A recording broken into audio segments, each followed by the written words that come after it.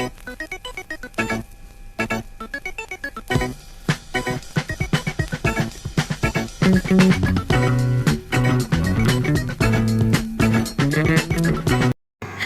guys, selamat datang di Gens Talk Podcast. Kenalin, aku Alfi di sini. Halo, nama aku Hans. Dan aku Angel. Jadi kita bertiga di sini bakal ngajak kalian buat bahas seputar Gen Z, seputar teknologi dan dunia desain. Bakal seru banget ya, Fe. Dan pastinya narasumber yang akan kami ajak ngobrol ini bakal menarik banget nih. Kira-kira siapa ya narasumber kita? Jadi daripada lama-lama, yuk kita langsung panggil narasumbernya. Please welcome Miss Hani. Apa kabar Miss? Baik. Kak. Puji Tuhan. Mungkin Miss bisa memperkenalkan diri dulu ke penonton kita.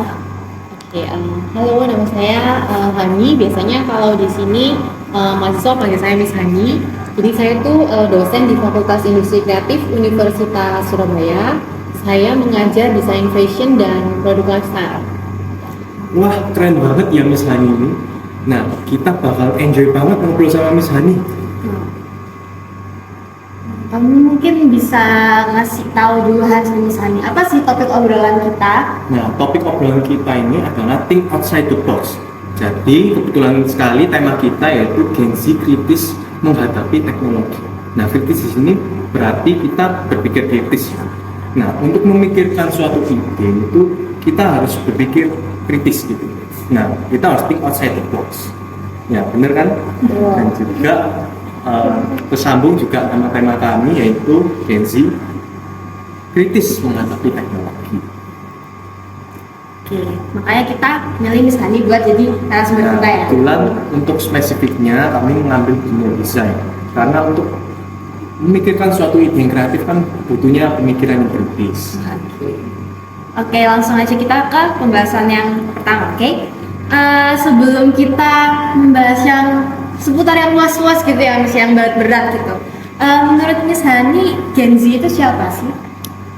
Kalau Gen Z itu sebenarnya kayak kelompok di dalamnya masyarakat gitu ya, yang kira-kira mereka tuh lahirnya antara tahun 1998 sampai 2012. Nah, jadi kira-kira sekarang ini usianya mereka tuh antara 11 sampai 25 tahun. Gitu. Jadi anak-anak muda gitu ya, Miss. Lalu menurut pandangan Miss sendiri tentang teknologi yang ada sekarang ini dan yang akan datang itu seperti apa, Miss? Kalau kita ngomongin teknologi ini sebenarnya nggak pernah berhenti ya. Jadi dia itu sebenarnya maju terus. Tiap kali itu selalu ada yang baru gitu, yang beda dari yang kemarin. Cuman biasanya kalau teknologi itu mesti dia itu kayak punya dua sisi gitu ya. Jadi ada sisi baik, tapi sekaligus sebenarnya ada juga sisi kurang baiknya gitu. Oh iya, aku pernah lihat ada sajian data yang menunjukkan bahwa Gen Z atau generasi kita bertiga ini merupakan salah satu generasi yang paling banyak menggunakan teknologi berupa internet. Nah, menurut Miss nih, kenapa sih, apa yang menyebabkan generasi kita bertiga ini tuh paling banyak menggunakan teknologi berupa internet? Sebenarnya sih kalau internet itu kan sekarang udah umum banget ya. Kalau dulu waktu awal-awal muncul itu mungkin masih nggak banyak pakai. Cuma kalau sekarang tuh kayaknya udah lumrah, jadi sebenarnya semua generasi itu rata-rata pakai. Nah, tapi kalau dibandingin sama generasi yang lain, Gen Z itu jumlahnya paling banyak. Nah, karena jumlahnya paling banyak itu, jadinya dia itu kayak seakan-akan mendominasi gitu. Jadi kayak dia itu yang paling banyak pakai. Tapi sebenarnya itu bukan karena karakter Gen Z-nya, tapi lebih karena jumlahnya dia itu yang paling banyak. Betul. Kayak di dunia tuh 40% lebih. Ya, jadi banyak banget ya. Terus nih Miss kan ngambil bidang desain sebagai panggilan hidup atau profesi Miss. Nah, kira-kira apa sih yang menginspirasi Miss kok mau ngambilnya itu di bidang desain dan di bidang lain?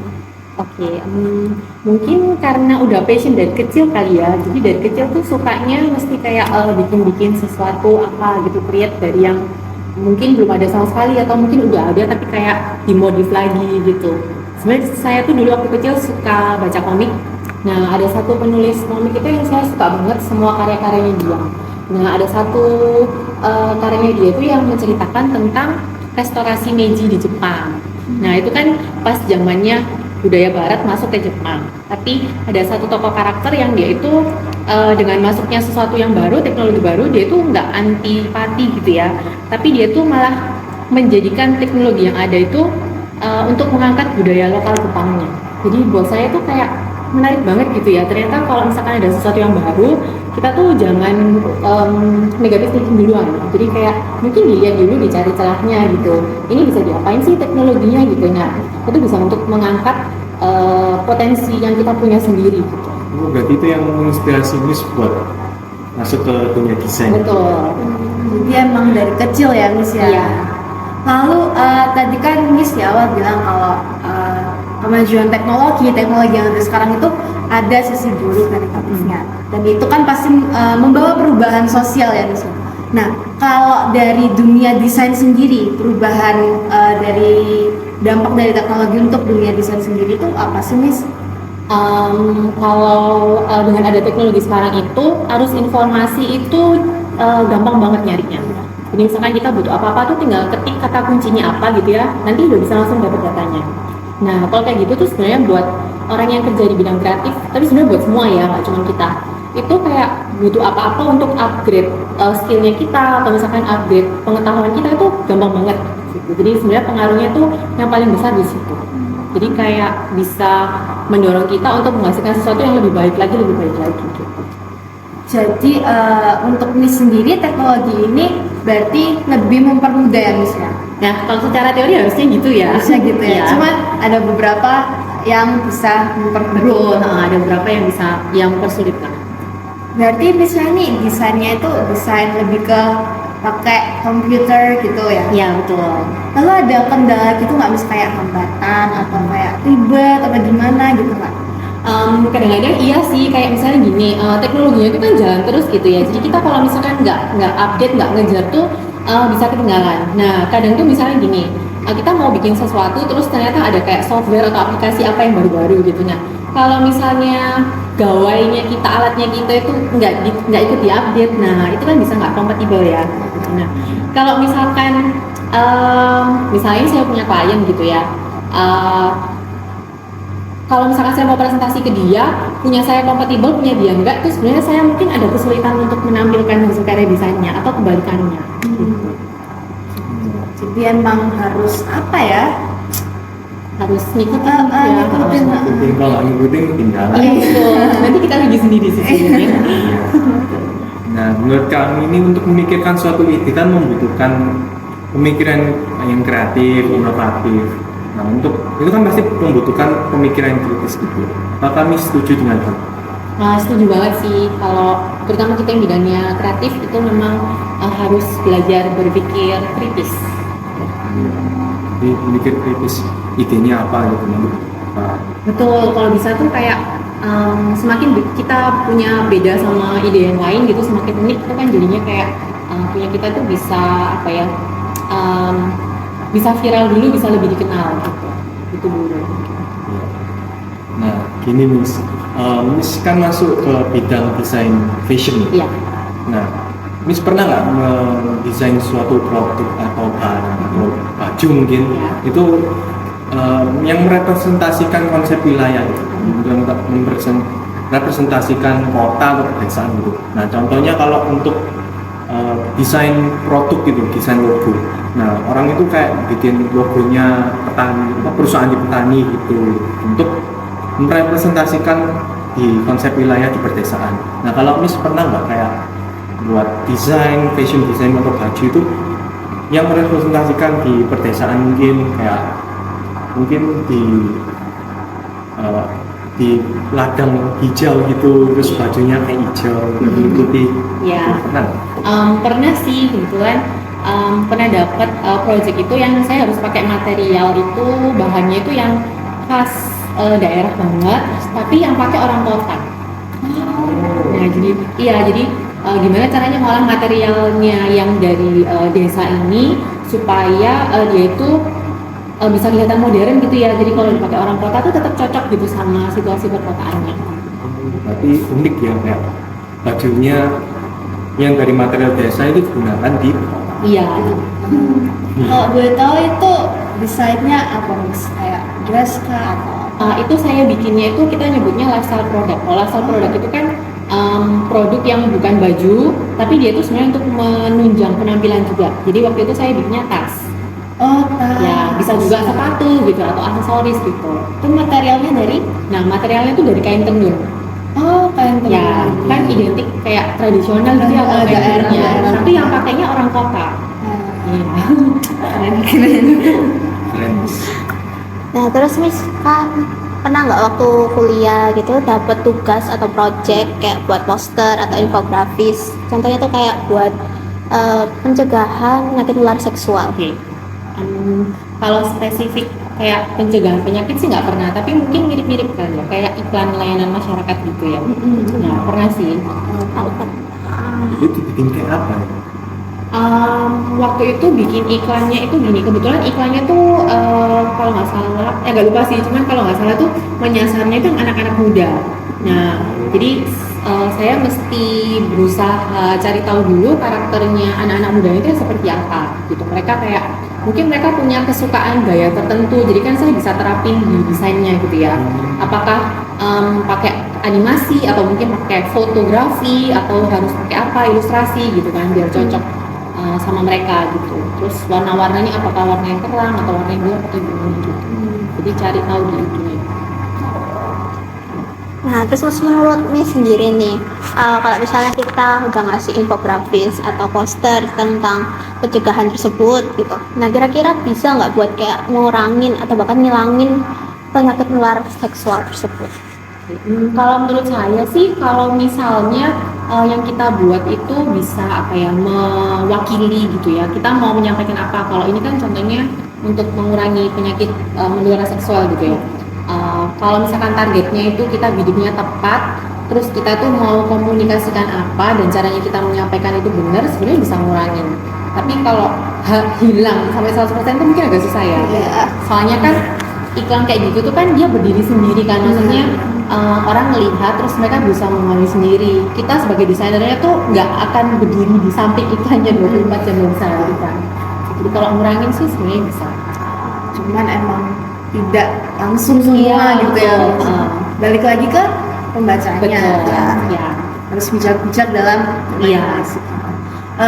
Sebelumnya aku boleh tahu nggak, Miss ini termasuk generasi Z atau milenial? Kalau aku sih sebenarnya masuk milenial. Milenial. Oke. Kan tadi ini tema kita kan Gen Z diusahakan bisa untuk berpikir kritis. Nah, menurut Miss sendiri, apakah hanya Gen Z atau juga generasi milenial juga perlu untuk menerapkan hal tersebut? Kalau saya sih semua generasi perlu sebenarnya. Ya. Karena temanya memang Gen Z gitu. Iya. Iya, kebetulan saya researchnya tentang Gen Z juga loh. Jadi kayak jadi kayak ya bukan yang ahli tapi maksudnya saya paling nggak lumayan paham gitu. Soalnya kan zamannya Gen Z. Betul. Harus menyesuaikan. Iya, Jadi, eranya sekarang Gen Z kalau ya. bayangin buat untuk Gen Z tapi buatnya produk yang zaman Victoria gitu. Betul, kan nggak cocok ya. Harus ngikutin sih ya. Iya, harus ngikutin. Terus ini Miss, dengan adanya teknologi yang ada sekarang gitu ya, kayak AI atau apa gitu, itu tuh bisa nyingkirin manusia nggak sih? Maksudnya kayak bisa nandingin ide atau kreativitas manusia nggak? Harusnya sih teknologi kayak AI atau kayak ada ChatGPT juga atau apa gitu itu sebenarnya kan yang buat ya kan manusianya juga, jadi kayak itu harusnya hasil kreativitasnya manusia. Jadi mestinya tuh kalau kita manfaatinnya betul, posisi manusianya tuh tetap di atasnya teknologinya. Nah, cuman ya itu tadi, teknologi kan ada dua sisi ya. Jadi kalau misalkan kita bawanya karya negatif, ya bisa kejadian sih seperti yang di film-film mungkin ya. Iya. Takutnya kayak Terminator gitu. Nah. Iya. Robotnya yang kontrol Robotnya. kita ya. Jadi manusianya udah punah, robot semua. Lalu ini Miss kan udah cukup lama belum dari bidang desain ini? Udah cukup lama sih ini, dari selesai kuliah dari tahun 2004. Wah, Lama ya? Lama. Udah berapa belasan tahun ya. Iya. kuliahnya di sini juga. Kuliahnya di UKP. Oh, Petra. Ya. Miss ini pernah ini nggak membuat suatu desain atau produk gitu ya? itu untuk dijadikan bisnis untuk apa kebutuhan finansial gitu ya. Pernah nggak? Pernah sih. Pernah ya. Apa itu? Macam-macam sih, corporate identity ya kayak gitu, terus habis itu kayak desain baju itu juga pernah. Gitu. Kebetulan saya sebenarnya S1-nya itu di cafe. Nah, kan saya di sini ngajarnya fashion. Nah, S2-nya itu baru diperdalam di bidang fashionnya. Mau nanya nih Miss, Miss berarti pernah, ini cuma nanya ya, Miss pernah kayak berpartisipasi dalam kegiatan fashion show? Fashion show pernah. Itu tahun berapa ya? Udah agak lama sih, kayak 2014 gitu kayaknya. Iya. Terus ada lagi 2016 atau kayaknya 2016 lagi.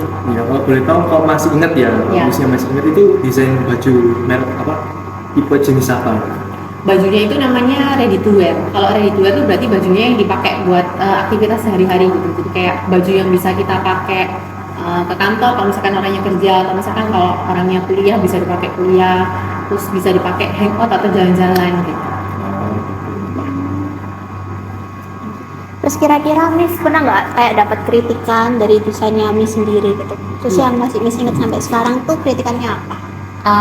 Pernah sih, kritikannya tuh mungkin gini ya, yang saya paling ingat itu diminta untuk sering-sering nampilin karya di medsos gitu, jadi biar kelihatan eksistensinya. Terus juga diminta untuk kayak lebih sharing ke tips and tricks kayak gitu. Jadi kayak misalkan kalau pakai baju itu kan mesti ada padu padan apa segala macam gitu kan. Nah, jadi diminta kayak dengan desain yang saya hasilkan itu cara madunya gimana sih yang cocok dan segala macam gitu. Lebih ke apa ya? Lebih ke cara penerapannya gitu pas dipakai. Mix and match gitu. Ya, ke stylenya gitu sih. Oke. Nah, terus kira-kira Miss tau nggak sih kayak apa brand lokal, brand Erigo tuh lakuin plagiarisme sama seniman dari Polandia. Iya. Nah, terus menurut tanggapannya Miss sendiri nih, gimana tentang kasus tersebut? Oke, iya. Sebenarnya sih plagiarisme kalau dalam hal apapun itu sebenarnya salah ya, nggak boleh. Tapi kalau memang terbukti kayak benar-benar sama persis gitu kan, atau misalkan kayak ada bagian yang dia ubah, tapi secara keseluruhan itu sama yang udah ada. Nah, itu sebenarnya salah banget, dan kalau di dunia desain itu kita ada kode etik gitu ya. Jadi kalau yang seperti itu sebenarnya kan nggak boleh. Kalau dia terinspirasi, terus dia menghasilkan karyanya sendiri dari inspirasinya itu kalau dia bisa ngembangin nggak akan sama persis jadinya gitu. Tapi kalau udah ditiru warnanya, nuansanya sama, nah itu kan plagiasi ya. Terus ciri apa caranya gitu biar negara kita tuh nggak kejadian kayak gitu lagi tuh gimana ya Miss? Mungkin ini sih ya, harus sebagai individu tuh harus sering upgrade kemampuan kita sendiri. Jadi dari skill, terus dari pengetahuan juga. Kalau misalkan kita punya pengetahuan yang cukup, punya skill yang cukup, terus bahkan kita mungkin kayak ngerasa lapar terus, maksudnya kayak walaupun aku udah punya kemampuan segini, udah punya skill segini, tapi aku pengen terus belajar misalnya. Kalau kayak gitu kan, kalau kita lihat karyanya orang, kita tuh akan ngerasa, wah ini karyanya keren ya. Kalau misalkan karya seperti ini bisa diapakan lagi ya, supaya dia itu levelnya bisa lebih naik lagi. Tapi kalau misalkan kita kayak level skillnya, level pengetahuannya kurang, begitu kita lihat karya orang lebih bagus, maka kita merasa, wah ini aja yang dipakai, ini udah bagus gitu. Itu pemikiran yang salah ya. Betul. Dia emang harus upgrade skill kita. Iya. Apalagi kita gengsi masih muda ya guys ya. Betul. Lagi Hans juga katanya, kamu mau masuk di cafe Hans? Wah. Tapi ini belum tentu ya. Oke. Tapi kalau memang ada kesempatan buat kuliah, itu saya milih di kafe. Bidangnya itu kan kebetulan saya suka gambar-gambar gitu. Oke. Suka bukan plagiarisme. Ada mungkin saya suka gambar kayak anime gitu. Iya. Cewek cowok anime. Iya. Nah itu saya kebanyakan lihat dari YouTube gitu tutorialnya gitu. Tapi belum sampai ibaratnya nyiptain sendiri lewat dari berpikir kritis sendiri. Oke. Jadi belum. Gak apa-apa sih lama-lama. Iya. Tapi kalau- bisa dilatih kan ya? Iya. Gus, ya? Bisa dilatih. Ya, kok boleh tahu kalau untuk masuk suka gambar-gambar kayak gitu tuh cocok masuk mana? Animator, 2D, 3D atau gimana? Kayaknya mungkin kembali ke individunya masing-masing. Soalnya kayak misalkan suka gambar itu bisa, maksudnya potensinya itu bisa apa ya? Illustrator bisa, animator juga bisa. Kalau misalkan suka gambar tapi apa ya? Di DKV itu kan sebenarnya luas ya, jadi bukan cuman berhubungan sama gambar aja. Misalkan lebih ke branding. Branding itu lebih ke ini, berhubungan sama identitasnya produknya.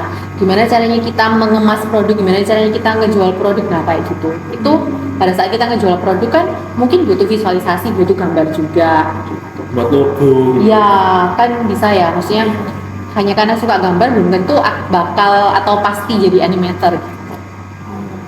Kayaknya belajar dulu ya kan sih. Ya.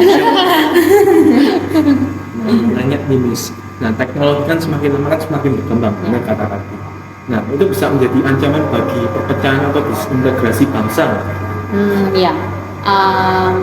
Ya kalau dibawanya ke ranah yang negatif sebenarnya bisa loh. Soalnya kan kadang tuh gini, kita kalau misalkan dapat berita apa gitu ya, nggak semua orang itu ketika baca judul terus diklik beritanya dibaca sampai habis. Kadang dia cuma baca judulnya aja. Headline-nya aja. Betul. Headline-nya. Padahal headline-nya kan bisa aja provokatif gitu ya. Terus ternyata isinya nggak cocok gitu. Nah, Iya, itu kebanyakan kan. sih kayak gitu. Iya. Iya. Nyangkit gitu sih. Iya. Nah, menurut Miss ini bagaimana upaya agar hal tersebut itu tidak terjadi? Kalau menurut saya sih mungkin ini sih ya, tiap individu itu dia itu harus bisa apa ya, harus keep up, maksudnya sama kemajuan zaman itu dia harus bisa ngikutin kan. Dia bisa ngikutin itu dalam artian bukan cuma sekedar follower, tapi dia itu harus bijak, betul, harus bijak gitu ya. Jadi kalau ada apa-apa segala sesuatu, arus informasi kan cepat nih keluar masuknya.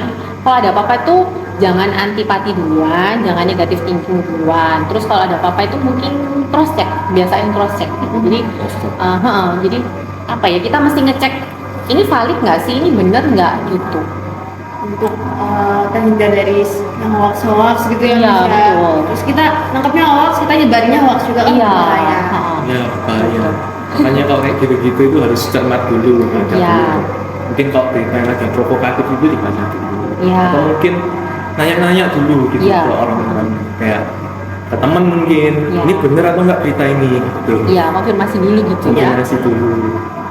Nah, apakah Miss ada pesan atau untuk kami dan para penonton agar dapat berpikir kritis gitu, dan juga tips mungkin agar terhindar dari plagiarisme? Soalnya kan banyak anak-anak kan ingin menciptakan sesuatu, terus ibaratnya dia itu ngambil inspirasinya itu berdasarkan apa yang dia lihat, apa yang dia rasakan gitu. Mungkin ngambilnya itu semuanya gitu, jadi tergolong jadi plagiarisme. Mungkin ini sih, tiap manusia itu kan punya kepandaian atau kecerdasan ya. Nah, ada baiknya kalau kecerdasannya itu diimbangi sama mentalitas dan emosi yang bagus. Gitu. Jadi kita mesti belajar untuk imbang. Jadi kalian kan masuk Gen Z juga kan? Gen Ya? Z. Walaupun Gen Z, walaupun anak muda gitu ya. Kalau orang tua bilangnya kan kayak, aduh gejolak anak muda gitu ya. Jadi kayak masih ababil atau apa. Tapi sebenarnya anak muda itu potensinya besar. Jadi kayak kalian sendiri itu pun kalau misalkan dari awal itu udah berusaha untuk seimbang gitu, nah itu sebenarnya bisa ditata gitu. Jadi kayak kalian smartnya itu dipakai untuk hal-hal yang positif. Nah, kalau misalnya kan buat kita kan termasuk Gen Z. Kalau buat anak-anak yang kecil, soalnya adik saya pun dulunya pas masuk kelas 2 itu juga HP-an gitu. Ya.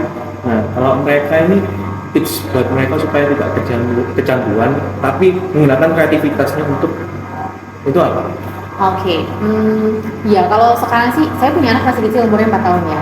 Anak yang masih umur segitu itu dia bisa kecanduan gadget juga. Iya, Jadi bisa. sebenarnya kalau masih kecil tuh mungkin peran orang tuanya sama mungkin keluarga yang lain gitu, saudara itu sangat besar. Jadi kita tuh juga harus sebagai orang tua gitu ya, itu harus berusaha menjaga. Nggak mungkin nggak dikasih gadget karena sekarang zamannya teknologi gitu ya. Nanti anaknya juga jadi aneh sendiri kan. Gitu. Jadi dikasih tapi mungkin diatur porsinya, dalam seminggu itu idealnya harusnya berapa kali sih? Kalau memang seminggu 1 kali cukup, cuman boleh waktu weekend, itu pun kayak dibatasin jamnya cuman boleh 2 jam misalnya ya. Oke, silakan. Jadi harus disiplin gitu. Betul. Kalau udah lebih besar lagi misalkan SMP SMA, nah itu harus menata dirinya sendiri. Soalnya mungkin teknologi zaman sekarang media sosial ini bisa buka apapun gitu. Betul. Peluangnya untuk masuk ke dampak negatifnya itu besar banget. Iya. Jadi itu peran pentingnya orang tua juga ya. Iya. Mas. Ya nggak apa-apa disambi belajar jadi orang tua yang baik dan benar. Wah, masih lama kayaknya. Cuman dikasih. Iya, iya, iya. Ya mungkin bisa buat dipraktekin ke adikmu juga kan. Iya, Oh iya, Iya. dia kan kakaknya ya, Iya, betul. ngerti sih. Dan juga orang tua saya itu lebih ke om sih. Om Ya. saya itu juga punya anak juga 2 itu. Oke. Itu dibatasi juga Iya. infonya gitu. Iya, soalnya kalau Soalnya bahaya. iya sih, soalnya bisa ngaruh ke perkembangan emosi juga. Kalau kebanyakan gadget itu lebih emosional loh. Gampang mengarah. Iya, betul. Kayak kalau misal apa-apa nggak diturutin nggak pakai HP itu mesti Nangis, ya, nangis. Bisa, Iya. ya kalau ekstrim sampai tantrum gitu ya. Iya, Betul. repotin orang tuanya juga sih. Iya. Iya. Oke, udah. Udah. Jadi ini seru banget sih guys. Aku pertama kali bahas tentang Gen Z, terus seputar teknologi dan dunia desain ini dengan Miss Hani. Gimana guys, seru kan? Seru banget. Seru banget. Dan diharapkan apa yang kita bahas kali ini bisa bermanfaat juga untuk kalian yang nonton di rumah. Semoga karir ke depannya itu lebih lancar lagi. Terus lebih banyak juga bermanfaat buat orang lain. Iya. Terima kasih guys sudah nonton video podcast kami. Semoga podcast kami ini dapat bermanfaat khususnya bagi para Gen Z, kami dan para penonton juga. Nah, sekian dari kami. Terima kasih. Bye bye. Bye bye.